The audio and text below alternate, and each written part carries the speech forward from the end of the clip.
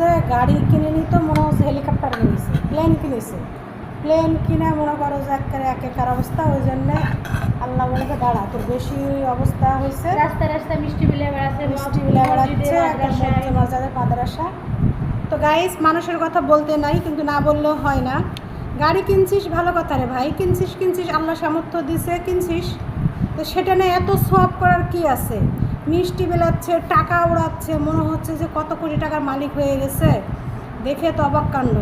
বেচারির কষ্টের গাড়ি কেনা টাকা, 2 মাসের ইনকামের টাকা একদম অটোওয়ালা মেরে দিয়েছে। আর যারা স্থানীয় অটোওয়ালা ছিল তারা হচ্ছে অটোওয়ালার পক্ষে, আর যারা ওইখানে উপস্থিত লোকজন ছিল তারা হচ্ছে ওনার পক্ষে। কিছুই করতে পারেনি, কিছুই হয়নি। কিন্তু আমার কষ্ট লাগছে মেহেদীর সাইদাপুর জন্য। নতুন গাড়িটার কী অবস্থা হয়েছে। তো যাই হোক গাইস, মানুষের কথা না সমালোচনা করি, কি সমালোচনা নাকি হলো সমালোচনা না করি। তো এই যে আমরা খাবার খাচ্ছি, দুপুরের খাবার, ঝাল মাখা ভাত, আলুর তরকারি ও শেষ। এটা নিয়ে আবার কথা হবে যে ওদের নিয়ে কথা বলছি। এখানে ওদের নিয়ে কথা বলার কিছু নেই, যেটা সত্য সেটাই বললাম।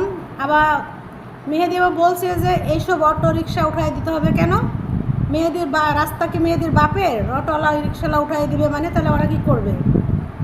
একটা অ্যাক্সিডেন্ট হয়ে গেছে, উনিও ইচ্ছা করে তেমনভাবে করেনি, যে কোনোভাবে হোক একটা অ্যাক্সিডেন্ট হয়ে গেছে, কেউ ইচ্ছা করে করেনি। কিন্তু উনি যেভাবে বলতেছে যে রাস্তা মনে রাজশাহী শহর পুরো ওনার বাপের, মানে অটো চালাইতে দিবে না, এসব 2 চাকার অটো উঠা দেওয়া উচিত কেন? এ ধরনের কথা বলবে কেন? আর সমস্যা না, 2 চাকার অটো উঠে দিবে, তেমন সবাইকে একটা করে গাড়ি কিনে দিবে। তাহলে ওনার অনেক টাকা হয়েছে, ওনার তো 2 মাসের 1 মাসের ইনকাম তো 10 লাখ 15 লাখ টাকা ইনকাম করে। তাহলে ওই অটোওয়ালাদেরকে একটা করে মাসে মাসে হাত খরচ দিয়ে দিবে সংসার চালানোর জন্য, তাহলে আর কোনো সমস্যা নাই। আসলে ফেসবুক প্ল্যাটফর্মে এসে কিছু বলতে চায় না গাইস, কিন্তু কিছু কিছু কথা না বললেও হয় না। যে মানুষের এত বেশি এখন মানে জেলাস হয়েছে, টাকা হয়েছে, টাকা ধরে রাখো, আল্লাহ তোমাকে দিয়েছে, তুমি সে টাকাকে হেফাজত ধরে রাখো। সে টাকা নিয়ে তিনি এমন করে উড়ে বেড়াচ্ছে ওনার যেগুলো হেটার্স ছিল হেটার্সকে দেখানোর জন্য।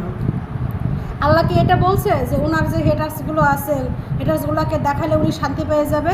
আরে তোমার টাকা হয়েছে, টাকা চাপায় রাখো, মানুষকে জানানোর দরকার নেই। কিন্তু উনি কী করতেছে? টাকা উড়ে বেড়াচ্ছে, মিষ্টি বিতরণ করে বেড়াচ্ছে। ভাই রে ভাই, কোন জগৎ আসলাম রে ভাই।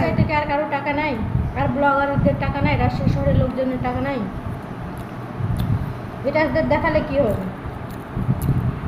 যাই হোক, যদি আমার ভিডিওটা দেখে ওরা কষ্ট পেয়ে থাকে, আমার কিচ্ছুই করার নেই, কারণ আমি যেটা সত্য কথা